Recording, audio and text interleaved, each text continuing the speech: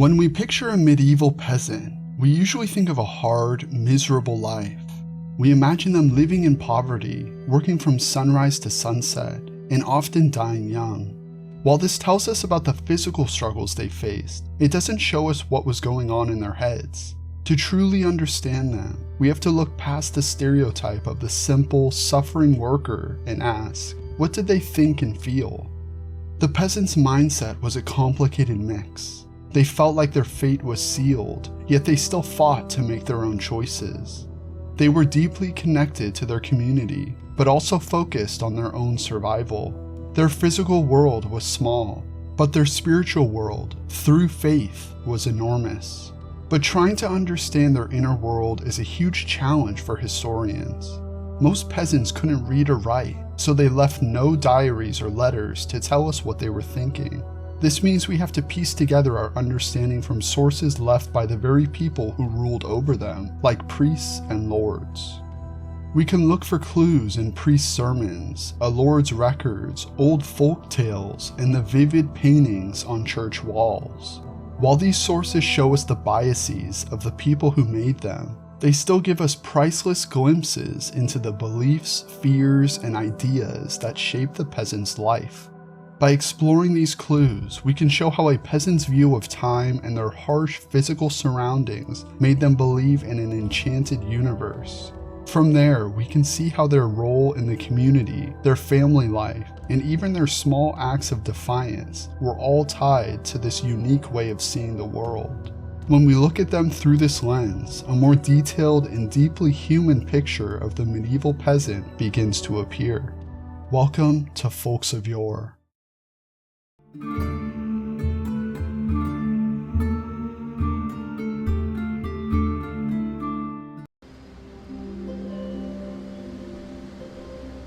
For a medieval peasant, time didn't move in a straight line. It moved in big, repeating circles. The modern idea of tracking life in minutes and hours would have seemed completely strange to them. Instead, their world moved to the rhythms of nature and God. The most immediate rhythm was the day itself, measured by the sun's path across the sky. Work began at dawn and ended at dusk. Layered on top of this was the more powerful cycle of the seasons.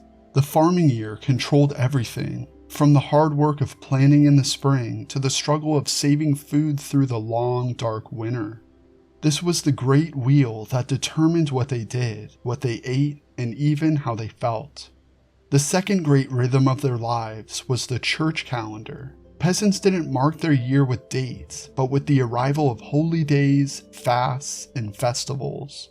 The real signposts of the year were holidays like Christmas and Easter, or the feast day of their local saint.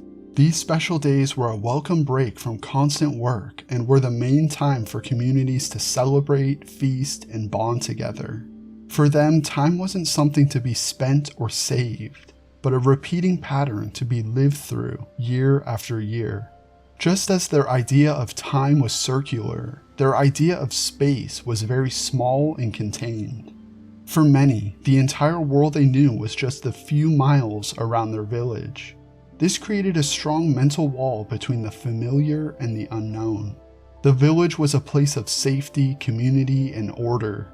The forests and wildlands beyond it were a different reality. On one hand, they were a source of woods and hunted game, but in people's imaginations, they were also dangerous places where the rules didn't apply, home to outlaws, wild beasts, and supernatural spirits. This led to a deep distrust of strangers in the outside world, making the village the absolute center of a peasant's universe.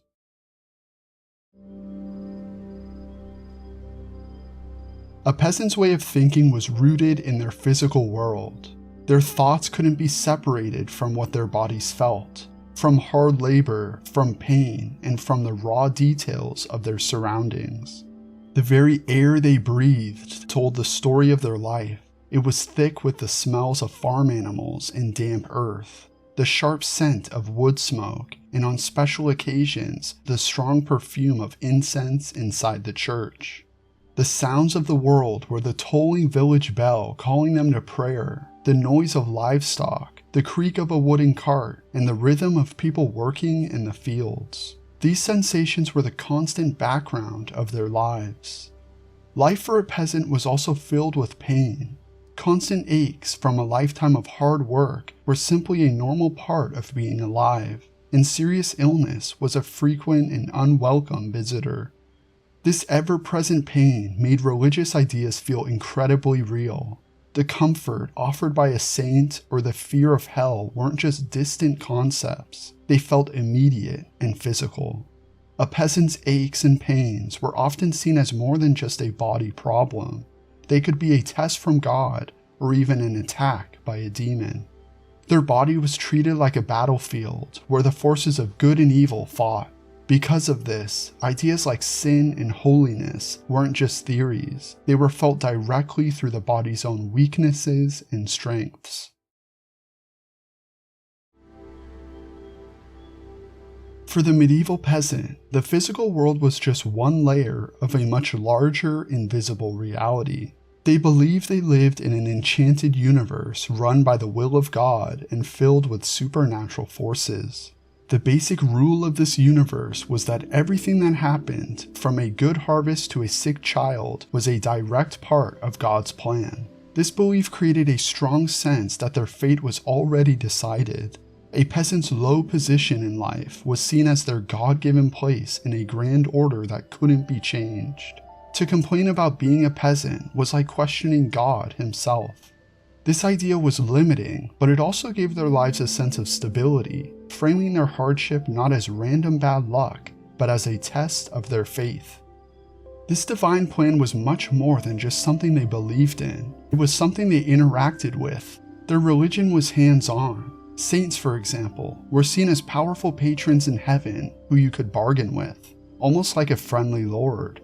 A peasant would pray to a specific saint for protection against sickness or to save their crops. This practical approach also made room for folk magic, which existed alongside the official teachings of the church.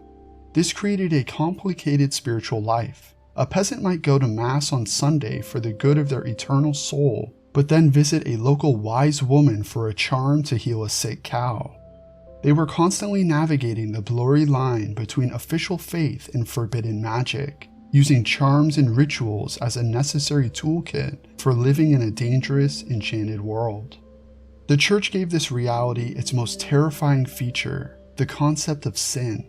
For a peasant, sin was not a small mistake. It was a real and immediate danger that could lead to an eternity of torture in hell. This was more than just a lecture from the priest. It was made terrifyingly real by the huge graphic doom paintings on the walls of their local church, which everyone saw constantly. These murals showed in horrifying detail what happened to souls who were damned. This constant visual reminder of hellfire created a powerful sense of fear and anxiety, making sure that the authority of God and the church was always present in a peasant's mind.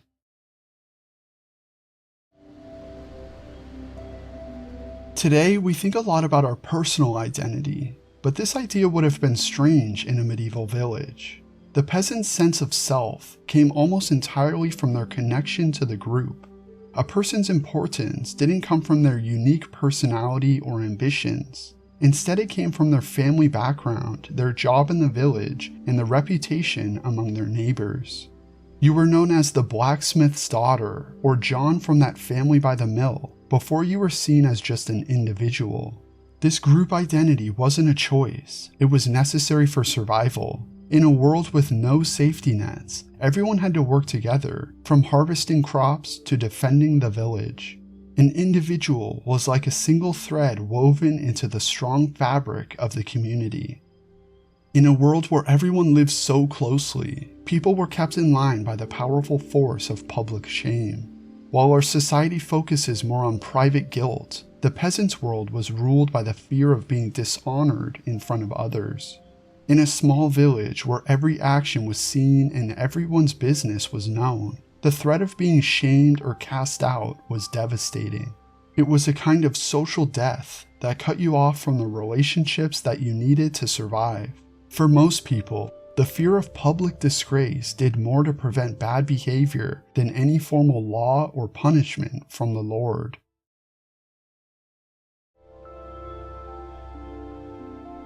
Inside this larger community, the most important group of all was the family.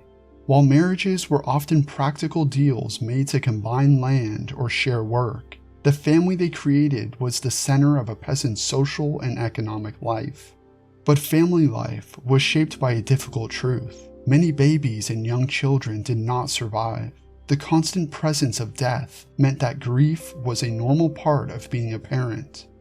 This may have led to a different kind of parental love, a deep affection that was always touched by the sad knowledge of how fragile a child's life could be.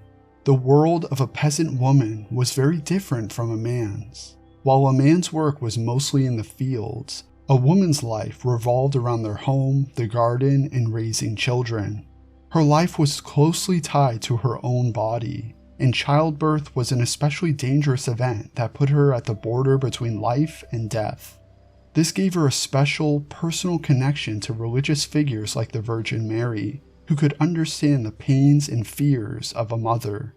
Her role as the manager of the household also gave her a unique kind of influence, which she held within her family and in the close community of the other village women.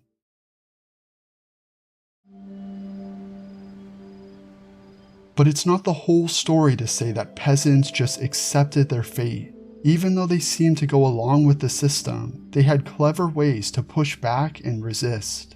While big, open rebellions were rare, peasants used what we now call the weapons of the weak.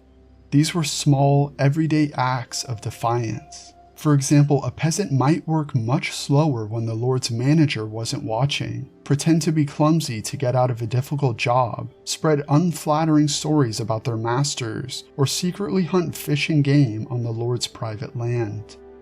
These small acts were important. They were a way for peasants to feel like they had some control over their lives and to take back a little bit of their own dignity.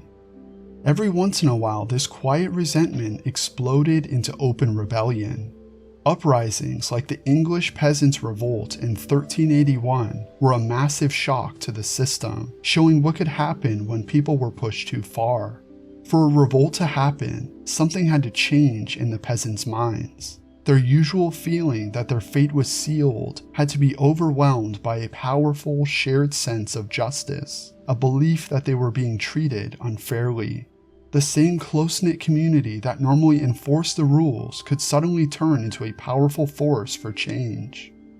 These events reveal that hidden beneath the surface of acceptance was a deep belief in what was right and fair. When that belief was violated too badly, it could fuel a brave and desperate fight against the very leaders they were supposed to obey.